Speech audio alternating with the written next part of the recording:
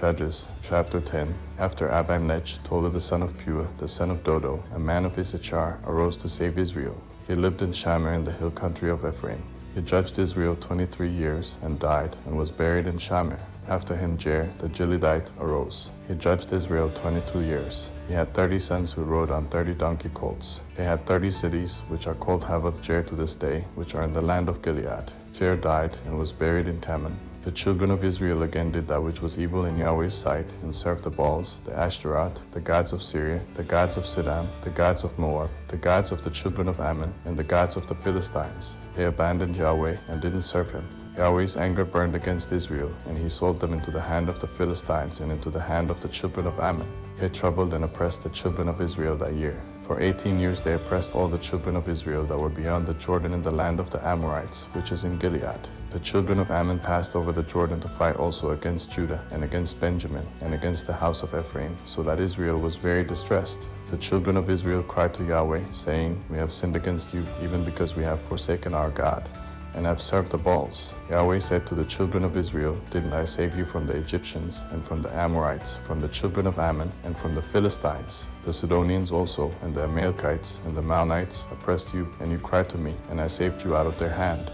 Yet you have forsaken me and served other gods. Therefore I will save you no more. Go and cry to the gods which you have chosen. Let them save you in the time of your distress. The children of Israel said to Yahweh, We have sinned. Do to us whatever seems good to you, only deliver us, please, today. They put away the foreign gods from among them and served Yahweh, and his soul was grieved for the misery of Israel. Then the children of Ammon were gathered together and encamped in Gilead. The children of Israel assembled themselves together and encamped in Mizpah. The people, the princes of Gilead, said to one another, Who is the man who will begin to fight against the children of Ammon?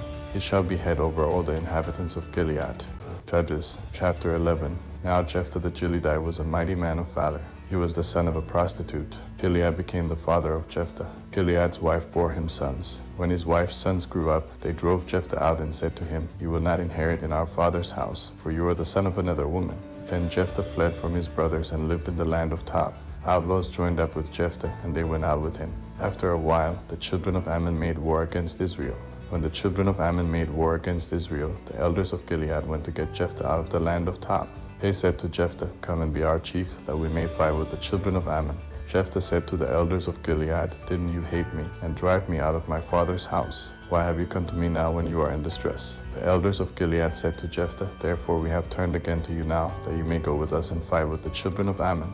You will be our head over all the inhabitants of Gilead. Jephthah said to the elders of Gilead, If you bring me home again to fight with the children of Ammon, and Yahweh delivers them before me, will I be your head? The elders of Gilead said to Jephthah, Yahweh will be witness between us. Surely we will do what you say. Then Jephthah went with the elders of Gilead, and the people made him head and chief over them. Jephthah spoke all his words before Yahweh in Mizpah. Jephthah sent messengers to the king of the children of Ammon, saying, What do you have to do with me, that you have come to me to fight against my land? The king of the children of Ammon answered the messengers of Jephthah, Because Israel took away my land when he came up out of Egypt, from the Arnon even to the Jabbok and to the Jordan. Now therefore restore that territory again peaceably. Jephthah sent messengers again to the king of the children of Ammon, and he said to him, Jephthah says, Israel didn't take away the land of Moab, nor the land of the children of Ammon, but when they came up from Egypt, and Israel went through the wilderness to the Red Sea, and came to Kadesh, then Israel sent messengers to the king of Edom, saying, Please let me pass through your land.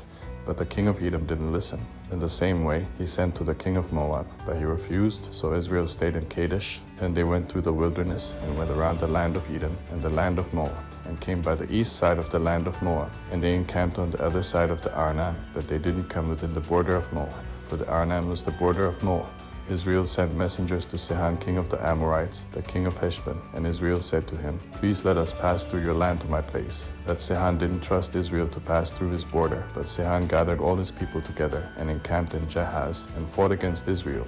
Yahweh, the God of Israel, delivered Sihon and all his people into the hand of Israel, and they struck them. So Israel possessed all the land of the Amorites, the inhabitants of that country. They possessed all the border of the Amorites, from the Arnon even to the Jabbok, and from the wilderness even to the Jordan. So now Yahweh, the God of Israel, has dispossessed the Amorites from before his people Israel. And should you possess them, only possess that which Chemosh your God gives you to possess. So whoever Yahweh our God has dispossessed from before us, then will we possess. Now are you anything better than Balak the son of Zippor, king of Moab?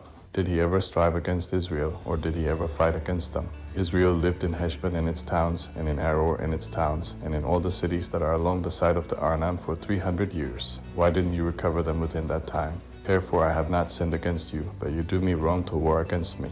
May Yahweh the judge be judged today between the children of Israel and the children of Ammon. However, the king of the children of Ammon didn't listen to the words of Jephthah which he sent him. Then Yahweh's spirit came on Jephthah, and he passed over Gilead and Manasseh, and passed over Mizpah of Gilead. And from Mizpah of Gilead he passed over to the children of Ammon. Jephthah vowed a vow to Yahweh, and said, If you will indeed deliver the children of Ammon into my hand, then it shall be that whatever comes out of the doors of my house to meet me when I return in peace from the children of Ammon, it shall be Yahweh's, and I will offer it up for a burnt offering. So Jephthah passed over to the children of Ammon to fight against them, and Yahweh delivered them into his hand. He struck them from Aroer until you come to Minnith, even 20 cities, and to Abel-Cheramim, with a very great slaughter. So the children of Ammon were subdued before the children of Israel. Jephthah came to Mizpah to his house, and behold, his daughter came out to meet him with tambourines and with dances. She was his only child. Besides her he had neither son nor daughter. When he saw her, he tore his clothes, and said, Alas, my daughter, you have brought me very low, and you are one of those who trouble me, for I have opened my mouth to Yahweh, and I can't go back. She said to him, My father, you have opened your mouth to Yahweh, to do me according to that which has proceeded out of your mouth, because Yahweh has taken vengeance for you on your enemies, even on the children of Ammon. Then she said to her father, Let this thing be done for me. Leave me alone 2 months, that I may depart and go down on the mountains, and bewail my virginity, I and my companions. He said, Go. He sent her away for 2 months, and she departed, she and her companions, and mourned her virginity on the mountains. At the end of 2 months, she returned to her father, who did with her according to his vow which he had vowed. She was a virgin. It became a custom in Israel, that the daughters of Israel went yearly to celebrate the daughter of Jephthah the Gileadite 4 days in a year. Judges, chapter 12. The men of Ephraim were gathered together and passed northward, and they said to Jephthah, Why did you pass over to fight against the children of Ammon, and didn't call us to go with you? We will burn your house around you with fire. Jephthah said to them, I and my people were at great strife with the children of Ammon, and when I called you, you didn't save me out of their hand. When I saw that you didn't save me, I put my life in my hand, and passed over against the children of Ammon, and Yahweh delivered them into my hand. Why then have you come up to me today, to fight against me? Then Jephthah gathered together all the men of Gilead, and fought with Ephraim. The men of Gilead struck Ephraim, because they said, You are fugitives of Ephraim, you Gileadites, in the middle of Ephraim, and in the middle of Manasseh. The Gileadites took the fords of the Jordan against the Ephraimites. Whenever a fugitive of Ephraim said, Let me go over, the men of Gilead said to him, Are you an Ephraimite? If he said, No, then they said to him, Now say Shibboleth, and he said Sibboleth, for he couldn't manage to pronounce it correctly. Then they seized him and killed him at the fords of the Jordan.